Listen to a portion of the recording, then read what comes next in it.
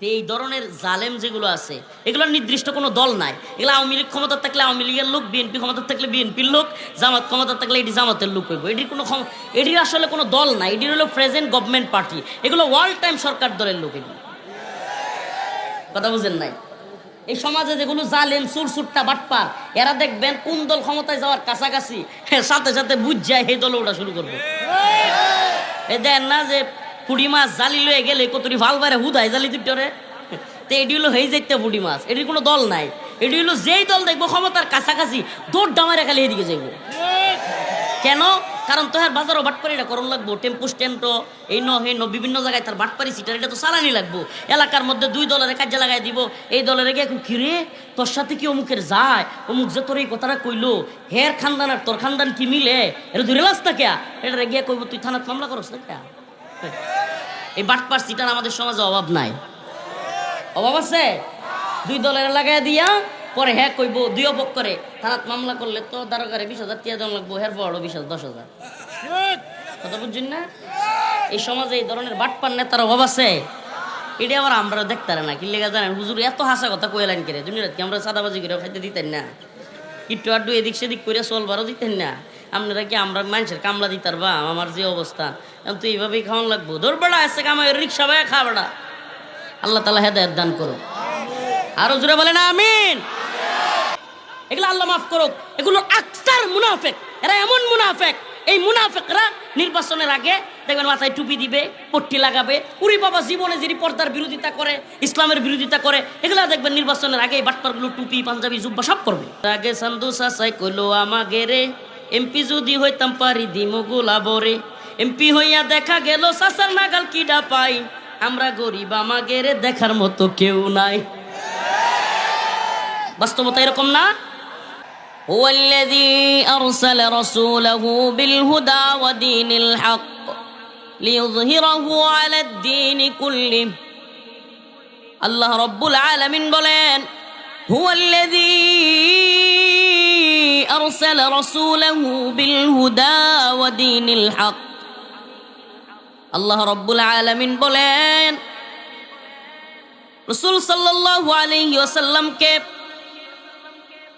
হেদায়েত সহ সত্য দিন দিয়ে পাঠানো হয়েছে। কি সহ? হেদায়েত সহ। হেদায়েত সহ সত্য দিন দিয়ে পাঠানো হয়েছে। লিইয়ুযহিরাহু আলাদ দীনি কুল্লি, যেন তিনি সমস্ত দিনের উপর এই দিনকে বিজয়ী করেন। আল্লাহ রাসূল সাল্লাল্লাহু আলাইহি ওয়াসাল্লামকে দিন, সত্য দিন দিয়ে হেদায়েত সহকারে পাঠানো হয়েছে এই দিনকে সকল দিনের উপর বিজয়ী করতে। আল্লাহ পাক কোরআনে কারীমের এক আয়াতে বলেন ইন্নাদ-দীনা ইনদাল্লাহিল ইসলাম ওয়া মান ইয়াবতাগি গায়রাল আরেক জায়গায় ওয়া মান ইয়াবতাগি গায়রাল ইসলামি দীনান ফালান ইউকবালা মিনহু। আল্লাহ তাআলা এক জায়গায় বলতেছেন যে আমার কাছে একমাত্র গ্রহণযোগ্য, মনোনীত, বাছাইকৃত, একমাত্র শুধুমাত্র একটা ধর্মই আল্লাহর কাছে বাছাইকৃত, মনোনীত, সেটার নাম হলো ইসলাম। সেটার নাম কি? আল্লাহর কাছে একমাত্র গ্রহণযোগ্য, মনোনীত ধর্মের নাম ইন্নাদ-দীনা ইনদাল্লাহিল ইসলাম। এই অপারেটর বাইরে একটু সাউন্ড বাড়ায় দিলে ভালো হয়, আওয়াজ হচ্ছে না। ইন্নাদ-দীনা ইনদাল্লাহিল ইসলাম, আল্লাহ পাকের কাছে একমাত্র গ্রহণযোগ্য, মনোনীত ধর্মের নাম হলো ইসলাম। ওয়া মান ইয়াবতাগি গায়রাল ইসলামি দীনা ফালান ইউকবালা মিনহু। আল্লাহ পাকের কাছে ইসলাম ব্যতীত যেই দিন নিয়া কেউ হাজির হবে, যেই দিনই পেশ করা হবে, ওয়া মান ইয়াবতাগি গায়রাল ইসলামি দীনা ফালান ইউকবালা মিনহু, আল্লাহ পাকের কাছে অন্য কোনো দিন, অন্য কোনো ধর্ম আল্লাহ পাকের কাছে গ্রহণযোগ্য নয়, সেটা প্রত্যাখ্যান হবে। আল্লাহর কাছে একমাত্র গ্রহণযোগ্য, মনোনীত ধর্ম হলো, এছাড়া অন্য কোনো তন্ত্র মন্ত্র যা কিছু আছে, আজকের বর্তমান পৃথিবীতে আমরা হিন্দু ধর্মকে ধর্ম মনে করি, বৌদ্ধ ধর্মকে ধর্ম মনে করি, খ্রিস্টান ধর্মকে ধর্ম মনে করি, হ্যাঁ, আরো যে যে ধর্মগুলো আছে এগুলোকে আমরা ধর্ম মনে করি, কিন্তু বর্তমান পৃথিবীতে সবচাইতে বেশি মানুষ যেই ধর্ম, যে আদর্শে বিশ্বাসী, এই ধর্মের নাম হলো গণতন্ত্র ধর্ম। এই ধর্মের নাম কি? গণতন্ত্র ধর্ম।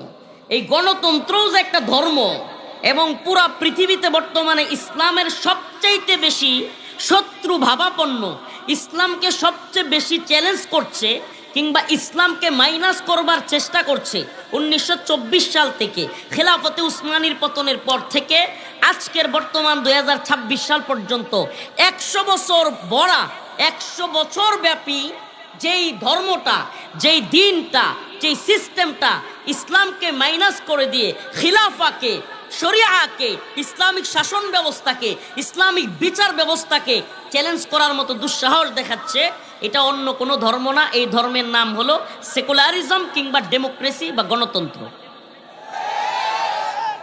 সেটা আবার কি একটু সহজে বোঝাই।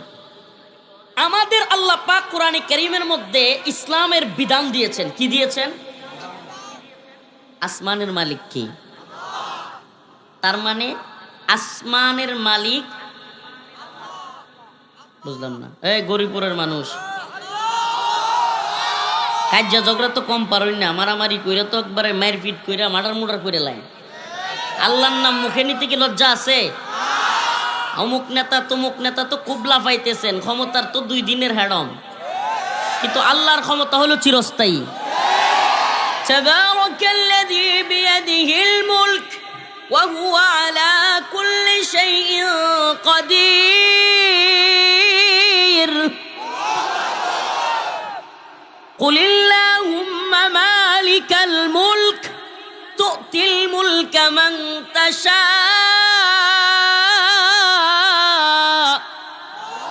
وتنزع الملك ممن تشاء।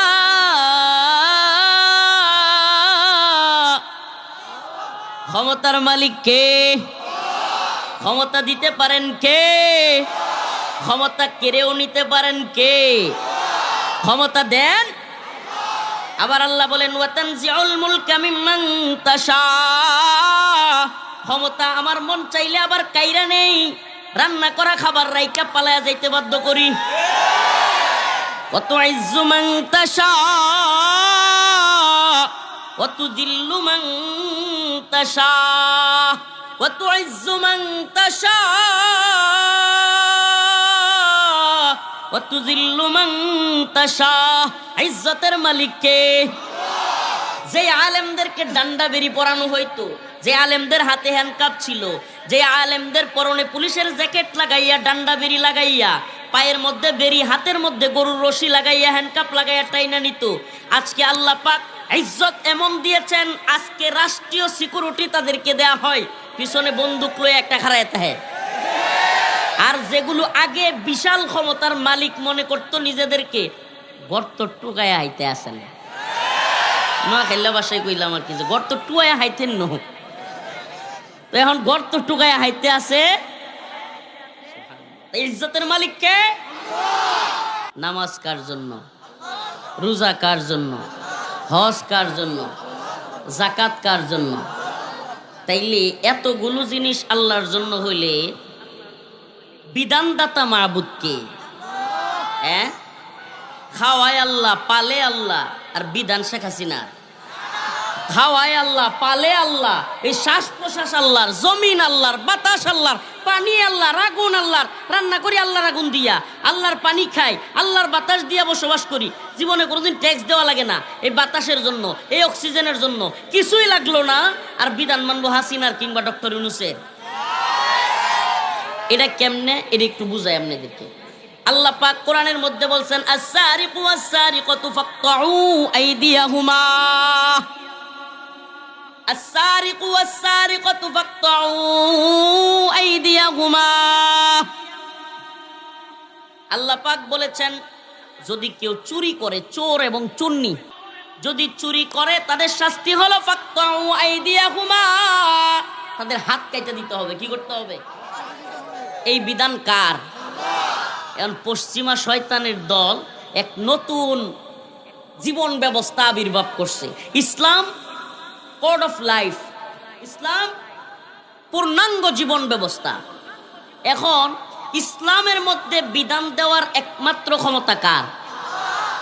ইনিল হুকমু ইল্লা লিল্লাহ, আমার আল্লাহ তা'বুদু ইল্লা ইয়্যাহ, ইনিল হুকমু ইল্লা লিল্লাহ, হুকুমদাতা বিধানদাতা একমাত্র কে? ইবাদত একমাত্র কার? ইন্নামাল খামরু ওয়াল মাইসিরু ওয়াল আনসাবু ওয়াল আজলামু রিজসুম মিন আমালিশ শাইতান।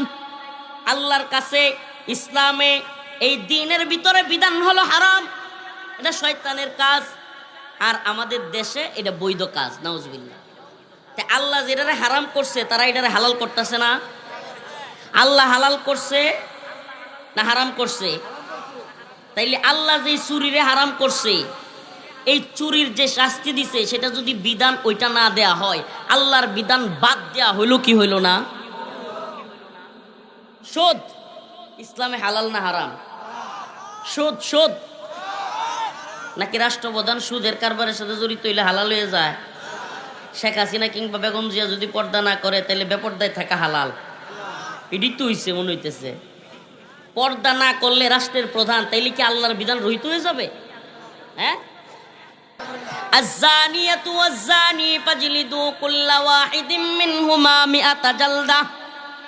আল্লাহ রাব্বুল আলামিন বলেন, ব্যভিচারী পুরুষ এবং মহিলা যদি জিনা করে আল্লাহর শাস্তি হলো, যদি অবিবাহিত হয় কি হয়? অবিবাহিত হয়। আয-যানিয়াতু ওয়াজ-যানি ফাজলিদু কুল্লা ওয়াহিদিম মিনহুমা মিআতা জালদা। তাদের উভয়কে 100 কইরা বেত্রাঘাত করতে হবে, কঠিন পিটানি দিতে হবে 100 করে। সমাজে যুবক বিয়ে করতে ভয় পায়, এখন বিয়ের তো ওষুধও নামছে। আপনি কি বিয়ে করতে ভয় পাচ্ছেন? আপনি কি দাম্পত্য জীবনে অসুখী? নাউজুবিল্লাহ। কেন এগুলো নামছে? কারণ ওই যুবক তো বিয়ের আগেই যা সারার সব শেষ করে দিছে, আবার সব ঠিক কয়। রুগী কে রোগের আক্রান্ত নাকি? এবার আস্তে কসুব বেটা, শরম হওয়া দরকার বেটা। আমি কি ওই বক্তা নাকি যে মজা দিতেছি আর তুমি একটু মজা নিবা, সুসুরি দিবা? ওই যে গার্লফ্রেন্ড বয়ফ্রেন্ড রিলেশন, আর স্মার্টলি বলবে আর একটু ইংলিশ বলবে আর শয়তানি করবে, আমরা কি ওই বক্তা বেটা? হারামটা হারাম বেটা, হারাম বেটা। তোমার অন্তরের মধ্যে আসতে হবে, আই হাই আমি কি করছি, কি জঘন্য কাজ করছি, আমি আল্লাহর বিধান অমান্য করছি, আমি আল্লাহকে নাফরমানি করছি। এটা যদি অন্তরে ভয় না আসে বেটা, তুমি কিসের মুসলমান বেটা? আয় রে, এত রাগ করিস না, তুই তো আমার দেখতেছস, আমিও তো তোমারে দেখতেছি। কি লেগে এত দেখাইতেছ বেটা? গরিব বুড়ের পোলাবান ফালাফালি করে বেটা। আরে ক্যামেরার কারণে তো লক্ষ লক্ষ মানুষ সারা দেশে দেখবে। ক্যামেরা ট্যামেরা সব বন্ধ করে দিতে হবে। নিজেরাই ক্যামেরা চালায়, আবার ফোন চালায়। এই ক্যামেরাওয়ালাদের মাধ্যমে লক্ষ লক্ষ মানুষ দেখবে না, রাগ করেন না ভাই। এই জন্য ক্যামেরাগুলো অফ করা যাবে না। এই কথাগুলো আমাদের সব জায়গায় পৌঁছা দরকার। এটা একটা দাওয়াত। মুরব্বীরা যদি না করে দেয়, হুজুর যদি কয় যে আজকে থেকে কোনোদিন ক্যামেরার সামনে ওয়াজ করবা না, জীবনও করতাম না, হুজুর কো। মানে ক্যামেরাগুলোর দিন প্রচারের স্বার্থে কিছুটা প্রয়োজনীয়তা আছে বলেই আমরা সুযোগ দিই। আমরা এদের কাছ থেকে 1 টাকা নিয়েও না, এরা জীবনে কোনোদিন আমরা 2 টাকার হেল্পও করে না। কিন্তু চিন্তা করি যে এদের মাধ্যমে যদি কিছুটা প্রচার হয় এবং এর মাধ্যমে যদি অনেক মানুষের কাছে যায়, এই আর কি। কারণ আমাদের মেইন স্ট্রিম মিডিয়া, তথাকথিত দাজ্জালি মিডিয়া, এই তথাকথিত কি বলে ডেইলি স্টার, প্রথম অন্ধকার, আরও যে কতগুলো আছে, এগুলো তো আমাদের বিরুদ্ধে। তো এখন ওগুলো যেহেতু আমাদের বিরুদ্ধে প্রচারণা করে, কিছু যদি ইউটিউবাররা অন্তত আমাদের পক্ষে প্রচারণা করে, এর দ্বারা যদি অন্তত ইসলামের দ্বীনের মৌলিক কথাগুলো যায়, এই জন্য আর কি এগুলো রাখা। আর না হলে আমরাও রাখতাম না, দরকার ছিল না। আল্লাহ আমাদেরকে বুঝার তৌফিক দান করুন। হারাম কখন বুঝবেন? হারাম তো আরবি শব্দ, হারামের বাংলা অর্থ হলো অবৈধ। বাংলা অর্থ কি? হালাল আরবি শব্দ না বাংলা শব্দ? এই হালাল কি শব্দ? আরবি শব্দ। হালালের বাংলা অর্থ কি? বৈধ। হালালের বাংলা অর্থ, হারামের বাংলা অর্থ। আচ্ছা, বাংলাদেশে 18-র আগে মেয়ে বিয়ে দেওয়া বৈধ না অবৈধ? আল্লাহর কাছে বৈধ না অবৈধ? তে আল্লাহর কাছে বৈধ রে তারা করছে অবৈধ, আর আল্লাহর কাছে যেটা হারাম অবৈধ, ওই জিনা ব্যভিচার রে তারা করছে বৈধ। এটা কি খালি আওয়ামী লীগ একলা করছে না বিএনপিও করছে, না জাতীয় বডিও করছে? নাকি এই পর্যন্ত বিএনপি, জামাত, জোট সরকার কোন বা যত সরকার ছিল, জামাতে ইসলামের সাথে বিএনপি সরকার, আওয়ামী লীগের সরকার, আরো যত সরকার ছিল, সব সরকারের সময়ই এই দেশে মদের লাইসেন্স ছিল কি ছিল না? আল্লাহ তাআলা চুরিকে অবৈধ বলেছেন, শাস্তিযোগ্য বলেছেন। আল্লাহ তাআলা মদকে হারাম করেছেন, অবৈধ বলেছেন। আল্লাহ তাআলা জিনা ব্যভিচারকে হারাম বলেছেন। কিন্তু আমরা যারা আল্লাহর বিধান বাদ দিয়া নাউজুবিল্লাহ শয়তানের বিধান পালন করবার জন্য, তাগুতের বিধান পালন করবার জন্য এই তথাকথিত সংসদে গিয়া মদের লাইসেন্স দিচ্ছি, সংসদে গিয়া পতিতালয়ের লাইসেন্স দিচ্ছি, জিনা ব্যভিচারের লাইসেন্স দিচ্ছি, আপনি আমরা মনে করতেছি হুজুর আমরা তো আর জুয়ার পক্ষে না, আমরা তো মদের পক্ষে না, আমরা তো জিনা ব্যভিচারের পক্ষে না, তাইলে আমরা আবার কেমনে কি করতেছি? বাইরে আপনার পক্ষে থাকবার দরকার নাই। আপনি যাকে পাঠাচ্ছেন সে যদি ওই মদের পক্ষে হাত তুলে, আপনি যাকে পাঠাচ্ছেন সে যদি জিনা ব্যভিচারের পক্ষে হাত তুলে, তাইলে এটাই আপনারও হাত তোলা।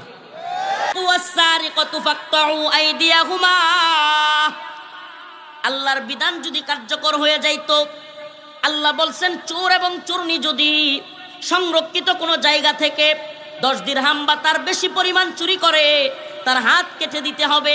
আল্লাহর বিধান যদি মানতো আর হাত কাইটা দিত, এই হাত কাটার ভয়ে আর চোর চুরি করবার মতো দুঃসাহস করতো না। এখন আসেন আরেক দিকে আসি, শরীফ ওসমান হাদি ভাই নামটা তো সবারই শোনার কথা। আমাদের প্রিয় ভাই, যুবক মানুষ, অল্প বয়স্ক মানুষ, শরীফ ওসমান হাদি ভাই জুমার দিন জুমার নামাজ পড়ে বের হইছে, ঠুস করে এক কিলার আইসা দাউদ ফয়সাল, বলা হচ্ছে তার নাম দাউদ ফয়সাল, গুলি করছে, শুট করছে। কিছুক্ষণ পর কয় সে ইন্ডিয়া চলে গেছে।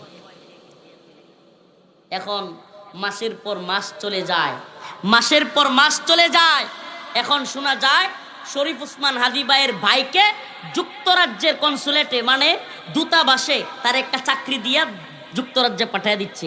মানে হইলো অনেকটা এরকম যে ভাই তুই আর বিচার টিচার চাইস না। নাম্বার 2, শরীফ ওসমান হাদি ভাইয়ের পরিবারকে 2 কোটি টাকা দেওয়া হবে, ফ্ল্যাট দেওয়া হবে ঢাকায়, ফ্ল্যাট কেনার জন্য। মানে হইলো পরিবারের কেউ বিচারটা চায়েন না, বিচার চাহিয়া লজ্জা দিবেন না। মানে রাষ্ট্রের এদের দায়িত্বশীলদের ভাবটা না এমন না যে দোকানদার যেমন লেখে যে বাকি চাহিয়া লজ্জা দিবেন না, দোকানে লেখে না, যদি ওইটা লেখা ঠিক না, নাউজুবিল্লাহ, এটা সুন্নাহর খেলাফ, খেলাফে সুন্নাহ, এটা একবারে বদমাইশি একটা কাজ। মানুষ যদি কেউ বিপদে পড়ে আসে, ব্যবসার মূল নীতি হবে কাউকে বিপদে পড়লে হেল্প করা। এখন কেন করে না মানুষ? এটারও একটা কারণ আছে। দোকানদাররা দেখা যায় বাড়িতে তো ভাই গরিপুর বাজারে গেছে, ভাই বাড়িতে তো জলদি মেহমান আয়া বসছে, 5 কেজি পোলট্রি মুরগি দাও, হ্যাঁ একটু মাছ দাও, একটু ডিম ডুম নিয়ে আসে, 2000 টাকা বিল হইছে, ভাই আমি কালকে বিলটা বাজারে দিয়ে যাবো নে। ওমা তার 2 বছর পরেও কালকে শেষ হয় না তার।